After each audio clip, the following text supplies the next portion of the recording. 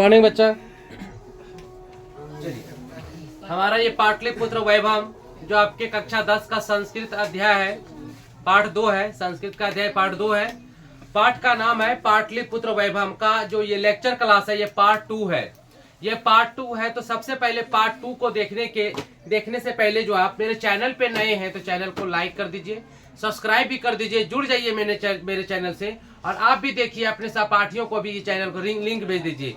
और हम डिस्क्रिप्शन में और ये कमेंट बॉक्स में भी हम अपना ये लिंक डाल देंगे ताकि आपको खोजने में कोई तरह की दिक्कत ना हो। तो थैंक यू सो मच। चलिए आइए देखिए, आगाज करते हैं आज संस्कृत का। और 10 से 12 दिन में आपका संस्कृत हो जाएगा खत्म।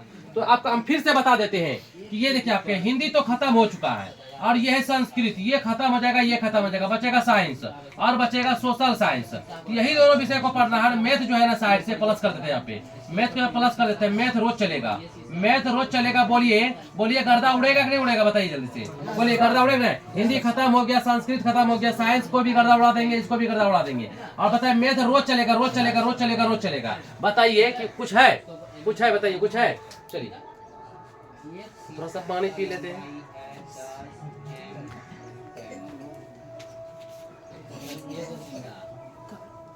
चलो रेडी।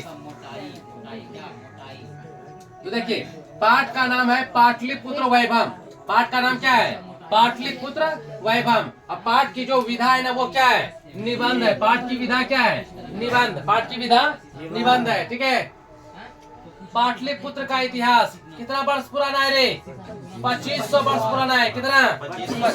2500 वर्ष पुराना है। पाटलिपुत्र का इतिहास 2500 वर्ष पुराना है। ठीक है। पाटलिपुत्र यानी कि पाटलिपुत्र गंगा नदी। ठीक है। पाटलिपुत्र किसके किनारे बसा हुआ है? तो गंगा नदी के किनारे बसा हुआ है। चंद्रगुप्त मौर्य के शासन काल में पटना की रक्षा व्यवस्था कैसी थी? तो अच्छी थी। बताए थे ना, चंद्रगुप्त के समय में पटना का व्यवस्था कैसा था? अच्छा था। अच्छा, बहुत अच्छा बोलेंगे। अशोक के समय में पटना की शोभा क्या थी? प्रियदर्शनी। प्रियदर्शनी मतलब कि बहुत ही अच्छा लगता था देखने में। ठीक है। क्वेश्चन आएगा, सब क्वेश्चन है, सब क्वेश्चन है, क्वेश्चन है, क्वेश्चन है, क्वेश्चन है, सब क्वेश्चन है। टोटल का टोटल क्वेश्चन है कि अशोक के समय पटना की शोभा कैसा थी? तो प्रियदर्शनी थी। मेगास्थनीज यूनान यात्री वहाँ का क्या था? राजदूत था। मेगास्थनीज कहाँ से आए थे? यूनान से आए थे। ठीक है। यूनान के यात्री थे। और क्या थे वो? राजदूत थे। क्या थे? राजदूत। राजा का दूत था वो। राजा का दूत यानी कि राजदूत। पाटलिपुत्र में कौमुदी महोत्सव। पाटलिपुत्र में कौमुदी महोत्सव कब मनाया जाता है? तो शरद काल में मनाया जाता है। ठीक है। शरद काल में। किसके शासन काल में? तो गुप्त वंश के शासन काल में मनाया जाता है। पूछेगा कि कौमुदी महोत्सव किसके शासन काल में मनाया जाता है? क्या बोलेंगे? गुप्त वंश के शासन काल में मनाया जाता है। कहा? तो पाटलिपुत्र में मनाया जाता है। ठीक है। फिर कूटनीमता के लेखक कौन है? कूटनीमता के लेखक तो बोलेंगे कि दामोदर गुप्त है। हाँ। काव्य मंसा के लेखक कौन है? काव्य मंसा के लेखक है राजशेखर। ठीक है। 2 क्वेश्चन यहाँ पे, दोनों में से एगो पक्का आएगा कि कूटनीमता के लेखक कौन है? तो दामोदर गुप्त है। और काव्य मंसा के लेखक कौन है?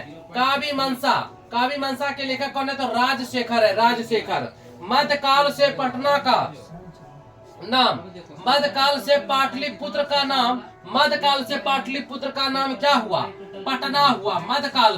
मध्यकाल से पाटलिपुत्र का नाम पटना हो गया। पाटलिपुत्र से पटना हो गया। पहले इसका नाम क्या था जानते हो? पहले इसका नाम था पाटलिपुत्र है। देखो यहाँ पे, पहले इसका नाम था पाटलिपुत्र। ठीक है। यहाँ पे पाटली हो गया। फिर से लिख देते हैं। ठीक है। चलो, पाटलिपुत्र से हो गया पाटलीग्राम बुद्ध के समय में। ठीक है ना। बुद्ध के समय में हो गया पाटलीग्राम। ठीक है। पाटलीग्राम।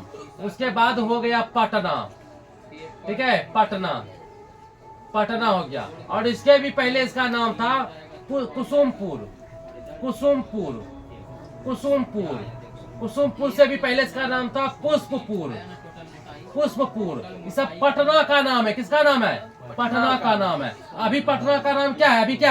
अभी पटना का नाम पटना है। ठीक है। लेकिन शुरुआत में पटना का नाम क्या था? पुष्पपुर। फिर हुआ कुसुमपुर, फिर हुआ पाटलिपुत्र, फिर हुआ पाटलीग्राम बुद्ध के समय में। बुद्ध के समय में पाटलिग्राम, अब क्या बोलते हैं, पटना बोलते हैं। ठीक है, चलो उसके बाद है यहाँ पे कि कूटनीमता के लेखक दामोदर गुप्त है और काव्य मंसा के लेखक राजशेखर है। मध्यकाल में पाटलिपुत्र का नाम क्या पड़ गया, पटना पड़ गया। नगर की पालिका देवी कौन है, पटन देवी है। नगर की पालिका देवी के है, पटन देवी है। पाटलिपुत्र शब्द कहाँ से लिया गया रे, पटल पुष्प से बना है। पाटलिपुत्र शब्द कहाँ से बना है, पटल पुष्प, पटल पुष्प से बना है। ठीक है, पटल पुष्प से बना है, पटल पुष्प से। इसका अर्थ क्या होता है, अर्थ होता है पतनाथ। क्या होता है, पतनाथ होता है। तो बोलेगा कि पटल पुष्प का अर्थ क्या होता है, तो पतनाथ होता है।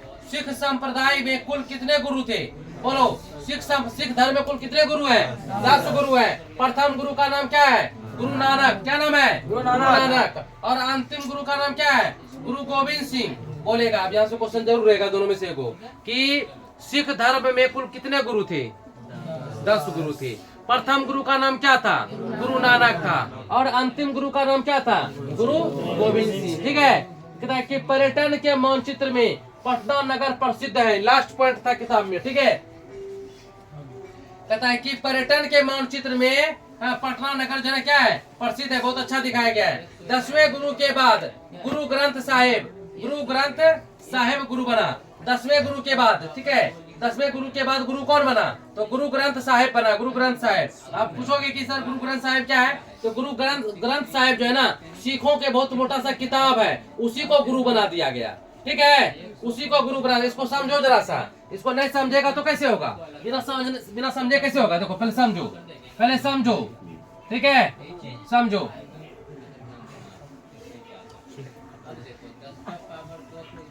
चलो दो, पहला गुरु क्या था, नानक, यही ना, नानक पहला हो गया। दूसरा, तीसरा, चौथा, पांचवा, छठा, सातवां, आठवां, नौवां, और ये 10वां क्या हो गया, गोविंद सिंह। क्या हो गया रे, गोविंद सिंह। अब ये 10वां गुरु है, ये सिख के, किसके, सिख धर्म के ये प्रथम गुरु और ये अंतिम गुरु। ठीक है, गोविंद सिंह। और इसके बाद फिर 11वां गुरु क्या बना, 11वां गुरु कौन बना, 11वां गुरु कोई नहीं बना। तो फिर गुरु किसको मानते हैं, फिर गुरु किसको मानते हैं, तो गुरु ग्रंथ साहिब को मानते हैं, गुरु ग्रंथ साहिब। अब पूछोगे कि सर गुरु ग्रंथ साहिब क्या है, तो सिख धर्म का पवित्र किताब है, पवित्र पुस्तक, पवित्र पुस्तक है, पवित्र पुस्तक है, उसी को गुरु मान लिया गया। जैसे कि हम हिंदुओं का पवित्र ग्रंथ क्या है, रामायण है ना, रामायण है, महाभारत है, वेद है ना। उसी प्रकार से मुसलमानों का पवित्र ग्रंथ क्या है, कुरान है ना। उसी प्रकार से सिखों का पवित्र ग्रंथ क्या है, बताओ जल्दी से, गुरु ग्रंथ साहिब। उसी को गुरु मान लिया, किताबें को गुरु मान लिया, उसके बाद कोई गुरु नहीं बना। ठीक है, पहला है नानक और अंतिम है गोविंद सिंह। उसके बाद क्या, तो किसको गुरु बना दिया, गुरु ग्रंथ साहिब। अभी तक वही चल रहा है। ठीक, चलिए उसके बाद देखो गुरु ग्रंथ साहिब हो गया। उसके बाद पाटलिपुत्र को इंद्रलोक कहा जाता है। पहले पाटलिपुत्र को क्या कहा जाता था, इंद्रलोक कहा जाता था। इंद्रलोक किसको, पटना को इंद्रलोक कहा जाता था। ठीक है, स्वर्ग से भी सुंदर स्थान पाटलिपुत्र था। ठीक है, चलिए आगे देखो, स्वर्ग से भी सुंदर, उस समय स्वर्ग से भी सुंदर था। कौन सा जगह, पटना, यानी कि पाटलिपुत्र स्वर्ग से भी सुंदर था। कौन, पटना, पाटलिपुत्र स्वर्ग से भी सुंदर था। गौतम बुद्ध के समय में पटना का नाम पाटलिग्राम था। देखो लिखे ना, गौतम बुद्ध के समय में पटना का नाम क्या था, पाटलिग्राम। गौतम बुद्ध के समय में, महात्मा बुद्ध के समय में पटना का नाम क्या था, पाटलिग्राम था। ध्यान देना। उसके बाद है कि भगवान बुद्ध ने कहा था कि पाटलिपुत्र भविष्य में एक महानगर बनेगा। क्या बनेगा, महानगर बनेगा। एशिया महादेश का सबसे लंबा पुल गंगा नदी पर बना है ना। और पुल का नाम क्या है, गांधी सेतु पुल। एशिया महादेश का सबसे लंबा पुल गंगा नदी पर बना है, उसका नाम है गांधी सेतु पुल। है, बोलो जल्दी से, है ना।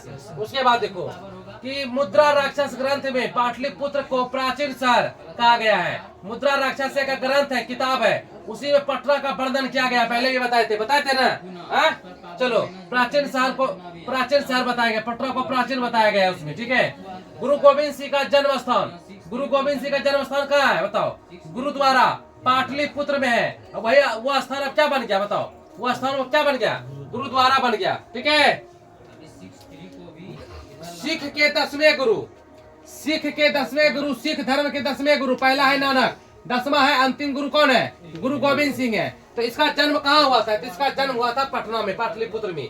और वो उसका जन्म स्थान क्या बन गया? गुरुद्वारा बन गया। क्या बन गया? गुरुद्वारा। कभी टाइम मिलता है ना गुरुद्वारा जाइए, वहाँ लंगर चलते रहता है फ्री का। ठीक है, फ्री का भोज खूब खाइए वहाँ जाके। ठीक है, चलिए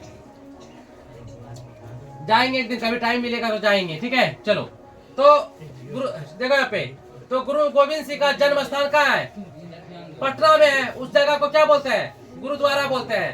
पाटलिपुत्र वैभव पाठ में पाटलिपुत्र यानी कि पटना शहर का वर्णन है। पूछेगा कि पाटलिपुत्र वैभव में किस शहर का वर्णन है? तो पटना शहर का वर्णन है। ठीक है, पटना शब्द पतन या पतनाथ से बना है। पूछेगा कि पटना शब्द कहाँ से बना है? तो बोलेंगे पतन, पतन या पतनाथ से बना है। पटना पटना शब्द किससे बना है?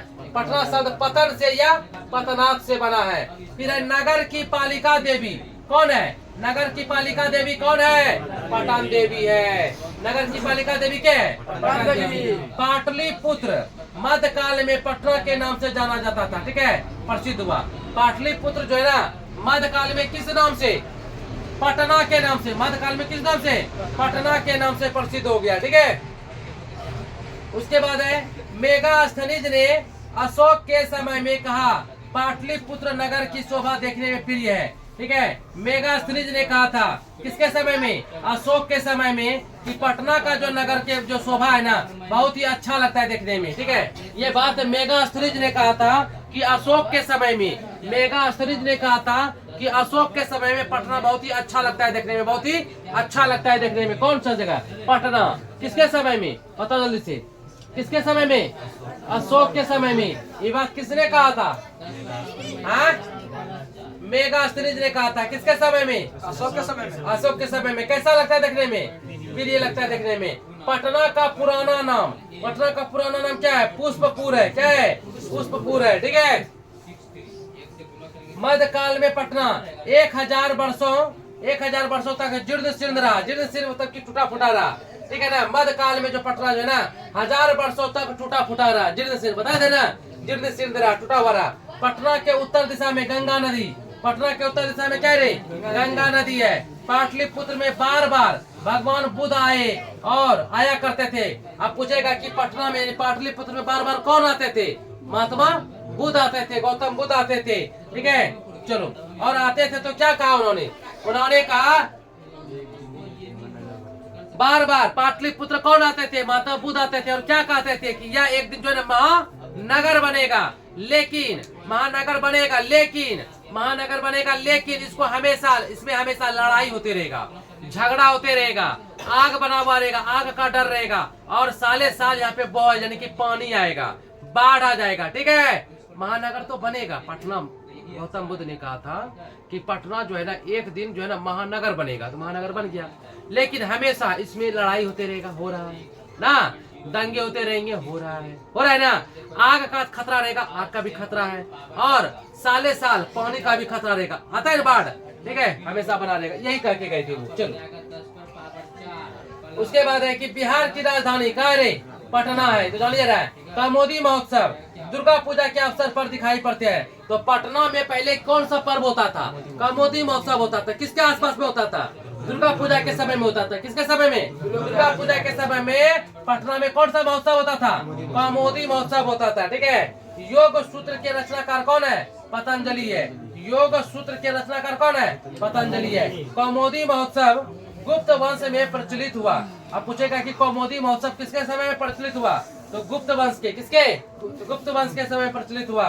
व्याकरण के रचनाकार कौन है? पाणिनि जी। व्याकरण के रचनाकार, व्याकरण के लेखक कौन है? पाणिनि जी है। ठीक है, और इसके बाद देखो यहाँ पे, और योग के, योग मतलब जो योगा करते हो, योगा बनाने वाला कौन है बताओ? योगा कसरत जो करते हो गुरु बाबा रामदेव वाला। ठीक है, वो क्या बनाया है? पतंजलि ने बनाया है। व्याकरण क्या बनाया है? पाणिनि ने बनाया है। फादर ऑफ व्याकरण क्या है? पाणिनि है। ठीक है, अच्छा, फादर ऑफ हिंदी क्या है? हिंदी के पिता के हैं? भारतेंदु हरिश्चंद्र। कौन है? भारतेंदु हरिश्चंद्र है। पटना में पटन देवी अवस्थित है। अब पूछेगा पटन देवी कहाँ अवस्थित है? बोलो पटन देवी कहाँ पे रे? पटना में है पटन देवी। उसके बाद देखो गुरु गोविंद सिंह का जन्म कहाँ हुआ था? पटना में। सिख के केवे गुरु थे? 10वें गुरु थे। पाटलिपुत्र का उद्धार किस काल में हुआ? मुगल काल में हुआ, मुगल काल में, ठीक है। फिर है पाटलिपुत्र वैभव। पाठ की विधा क्या है? निबंध है, तो है ना, अरे निबंध है। पटना के कुल प्राचीन नाम, तो पटना का प्राचीन नाम पुराना नाम कौन कौन सा है? देखो यहाँ पे पहला क्या है? पाटलिपुत्र, फिर है पाटलिग्राम, फिर है पुष्पपुर, फिर है कुसुमपुर, है ना, कोई दिक्कत? चलो उसके बाद देखो पटना में क्या क्या है? पटना में क्या क्या है जरा सा देखते हैं यहाँ पे। तो पटना में देखो उत्तर में क्या है? गंगा नदी, रेल का व्यवस्था है, संग्रहालय है, उच्च न्यायालय है, सचिवालय है, गोलघर है, तारामंडल है, जैविक उद्यान यानी कि चिड़ियाघर है, मौर्य काल का अवशेष है, महावीर मंदिर है और गुरुद्वारा है, ठीक है। ये सारी चीजें पटना में है, कोई दिक्कत है? तो इस लेक्चर के ये जो ना इस लेक्चर के माध्यम से ये पार्ट कंप्लीट हो जाता है मेरे प्यारे बच्चों, मेरे प्यारे प्यारे छात्र छात्राओं। आप एग्जाम में जाने से पहले कम से कम इसको 2 बार देखिएगा। अगर आपका एक भी अंक अगर गड़बड़ा जाएगा तो सर आपको निःशुल्क सारा पैसा वापस कर देगा। इसलिए एग्जाम में जाने से पहले कम से कम 2 बार देख लीजिएगा, आपका जय जयकार हो जाएगा। इतना मेहनत बर्बाद नहीं होना चाहिए बच्चा। इसलिए आप एग्जाम में जाने से पहले बार बार बोलते हैं कि 2 बार जरूर देखिएगा, ठीक है। चलिए तो अब हम लोग मिलेंगे अगले लेक्चर के साथ, अगले पार्ट को लेकर के कल मिलेंगे। तो थैंक यू सो मच, जय हिंद।